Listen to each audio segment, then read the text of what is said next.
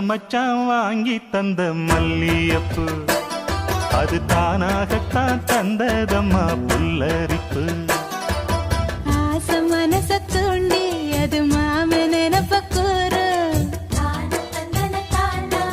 வாச கதவை சாத்தி மெல்ல மறைஞ்சு பார்க்க தோணும். அடி பேச்சில்